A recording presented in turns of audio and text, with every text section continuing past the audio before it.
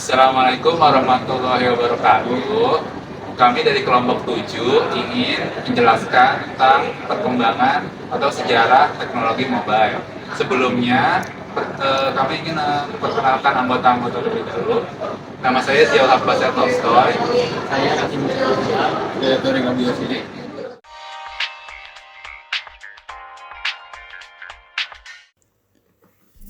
Saya Ziaul Haq Basel Tolstoy dan saya akan menjelaskan perkembangan teknologi mobile pada masa-masa awal.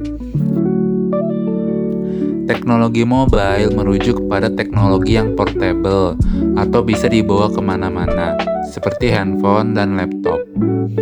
Teknologi mobile pertama kali dibuat pada tahun 1973 oleh Martin Cooper, seorang insinyur Amerika yang juga pernah memimpin perusahaan telekomunikasi Motorola.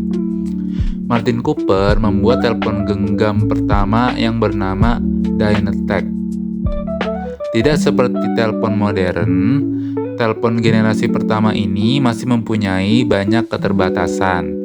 Misalnya, telepon ini masih menggunakan sinyal analog, memiliki bobot yang cukup berat yaitu 1,1 kg, memiliki panjang yang cukup besar yaitu 25 cm, sehingga agak susah untuk dimasukkan di kantong atau semacamnya.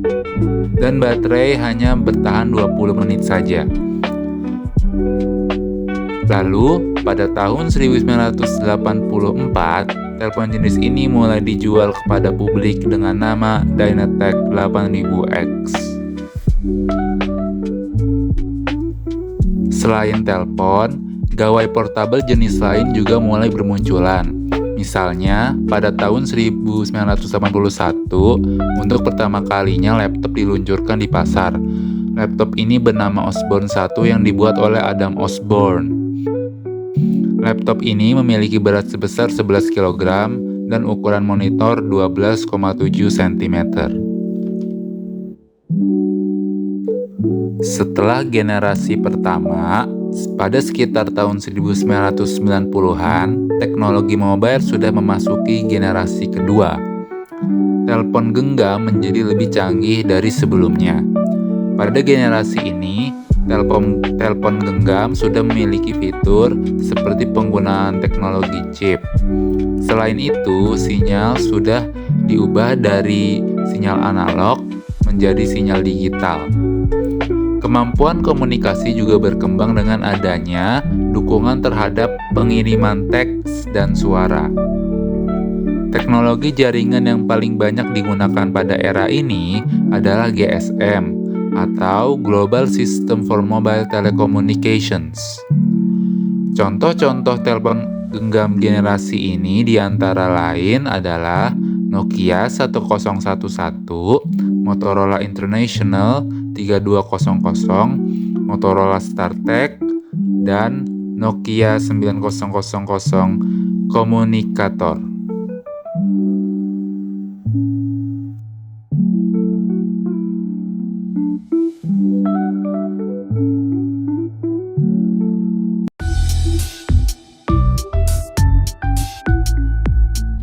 Selanjutnya itu ada perkembangan teknologi 3G dan 4G.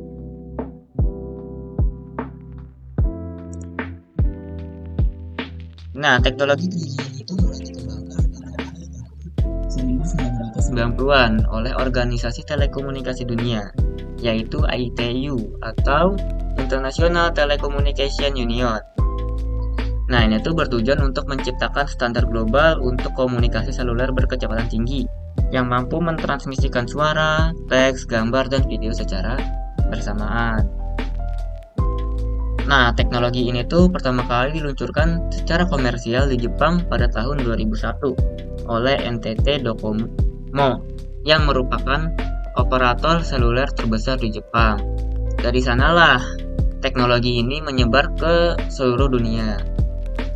Nah, pada Indonesia sendiri itu mulai pada tahun 2006 melalui operator seperti Telkomsel, Indosat, dan XL. Nah, cara kerjanya itu 3G ini tuh mengubah sinyal suara menjadi data digital yang dapat dikirim melalui jaringan internet seluler. Sistem ini menggunakan teknologi packet switching, yaitu data dikirim dalam bentuk paket-paket kecil, sehingga transmisi menjadi lebih efisien. Nah, keperluannya itu ada menara BTS yang baru, lisensi frekuensi radio dari pemerintah tiap negara, dan dukungan perangkat seluler seperti ponsel pintar dan modem 3G. Kelebihannya, yang pertama itu ada akses internet yang jauh lebih cepat jika dibandingkan dengan 2G. Lalu mendukung video call, streaming, dan multimedia, meningkatkan efisiensi transmisi data dengan sistem digital, dan memungkinkan hadirnya smartphone dan aplikasi internet mobile pertama. Nah, kekurangannya itu biaya pembangunan jaringannya itu cukup mahal. Konsumsi daya baterainya juga lebih tinggi. Kecepatannya menurun saat banyak pengguna dan keterbatasan jangkauan di daerah pedesaan. Nah, dengan suksesnya 3G, muncul kebutuhan akan internet yang lebih cepat, stabil, dan efisien. Maka dari itu, pada tahun 2008, organisasi ITUR atau International Telecommunication Union, Radio Communication Sector, menerapkan standar baru bernama IMT Advanced yang menjadi dasar untuk teknologi 4G. Nah, teknologi 4G ini diuji coba oleh Telia Sonera yang merupakan perusahaan asal Swedia dan Norwegia di kota Stockholm dan Oslo pada tahun 2009 yang menjadikannya peluncuran 4G komersial pertama di dunia. Nah, cara kerjanya itu berbeda dengan 3G. 4G ini sepenuhnya menggunakan protokol internet atau IP-based network. Semua komunikasi termasuk suara, video, dan data dikirim melalui bentuk paket data digital melalui teknologi OFDMA yang membuat transmisi menjadi lebih cepat dan efisien. Nah, keperluan teknologi itu adalah menara BTS dan infrastruktur baru. Lalu lisensi frekuensi radio, karena frekuensinya ini beda dengan yang 3G. Lalu perangkat seluler yang kompatibel dengan 4G. Ada jaringan inti baru, backhaul yang cepat, dan sistem manajemen dan optimasi jaringan. Ya, ini memang memerlukan keperluan yang lebih kompleks dibanding 3G. Nah, kelebihan dan kekurangan. Kelebihannya itu internet sangat tinggi, lalu latensinya rendah, mendukung Full VA, mampu menyalurkan data besar seperti streaming HD atau cloud storage, dan lebih hemat daya jika dibandingkan dengan 3G dalam penggunaan jangka panjang. Dan kekurangannya itu membutuhkan infrastruktur yang lebih mahal dan kompleks. Lalu, tidak semua daerah itu memiliki jangkauan 4G yang merata. Ponsel lama tidak kompatibel, maka harus diganti dengan perangkat yang baru yang mendukung 4G, dan koneksinya bisa menurun di tempat padat atau sinyal rendah. Itu saja dari 3G dan 4G.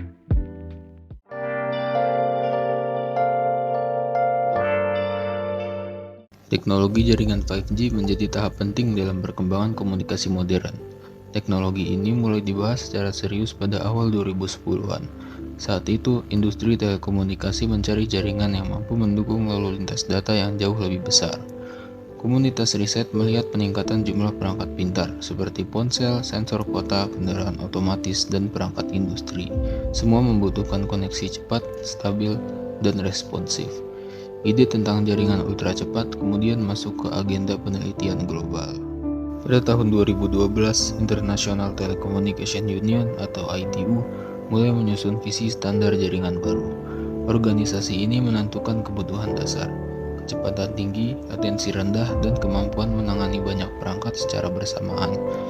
Tahun 2015, proyek penelitian 5G berkembang pesat di Eropa, Amerika Serikat, Korea Selatan, Cina, dan Jepang. Banyak universitas dan perusahaan teknologi menguji prototipe sistem antena baru. Lembaga riset fokus pada penggunaan gelombang frekuensi tinggi yang disebut millimeter wave. RIGPP atau Third Generation Partnership Project kemudian menyusun spesifikasi teknis 5G. Pada Desember 2017, 3GPP merilis standar pertama yang bernama Release 15. Dokumen ini mengatur cara kerja jaringan inti, jaringan akses, dan teknologi antena. Standar tersebut memungkinkan operator telekomunikasi memulai pembangunan infrastruktur 5G di dunia nyata. Tahun 2019 menjadi titik awal peluncuran komersial 5G. Korea Selatan dan Amerika Serikat mengumumkan layanan 5G secara publik. Cina menyusul di tahun yang sama melalui 3 operator besar, China Mobile, China Telecom, dan China Unicom. Pada periode itu, perusahaan-perusahaan raksasa seperti Huawei, Ericsson, dan Nokia memproduksi perangkat jaringan untuk operator di berbagai negara. 5G menggunakan teknologi Massive MIMO dan beamforming. Massive MIMO memakai ratusan elemen antena dalam satu menara. Sistem ini mengarahkan sinyal ke perangkat tertentu. Beamforming meningkatkan efisiensi pemancaran golongan sinyal dan mengurangi gangguan ke area lain. Karena itu, 5G dapat membawa data dalam jumlah besar dan mempertahankan koneksi stabil di area yang padat. Selain itu, 5G menawarkan latensi rendah. Dalam konteks ini, latensi mengukur seberapa cepat sinyal bergerak dari pengirim ke penerima. 5G mampu mencapai latensi di bawah 10 milidetik. Latensi rendah memungkinkan kontrol jarak jauh untuk robot industri atau kendaraan otomatis dalam lingkungan padat. Perkembangan 5G memberi dampak di banyak sektor. Kota mulai menerapkan sensor lalu lintas untuk mengelola lampu jalan, industri menerapkan otomatisasi berbasis robot yang terhubung ke jaringan privat, rumah sakit mulai mengembangkan layanan telemedicine dengan video berkualitas tinggi, serta bidang hiburan yang menyediakan streaming dengan kualitas 8K dan juga realitas virtual. Setelah 2021, fokus riset global bergeser pada teknologi setelah 5G. Banyak peneliti dan industri menyebutnya beyond 5G atau 6G. Riset awal menyatakan bahwa 6G akan mampu menyediakan kecepatan data hingga 1 terabit per detik pada tingkat ideal. Latensi dapat turun mendekati 1 milidetik. Cina, Jepang, Korea Selatan, dan Uni Eropa aktif dalam proyek 6G sejak 2022. Kemungkinan teknologi seterusnya akan menggunakan frekuensi terahertz. Gelombang ini menyimpan data jauh lebih besar dibanding frekuensi millimeter wave. Tantangannya berkaitan dengan jarak jangkau yang sangat pendek. Insinyur mengatasinya dengan konsep intelligent surface, yaitu permukaan bangunan yang bertindak sebagai reflektor sinyal. Para peneliti juga mengembangkan konsep network slicing. Teknologi ini membagi satu jaringan menjadi beberapa jaringan virtual yang bekerja untuk kebutuhan berbeda. Rumah sakit dapat memakai satu slice dengan prioritas tinggi untuk layanan darurat. Industri manufaktur dapat memakai slice lain untuk otomatisasi mesin, dan pengguna umum tetap memakai jaringan reguler. Sekian dari kelompok kami. Wassalamualaikum warahmatullahi wabarakatuh.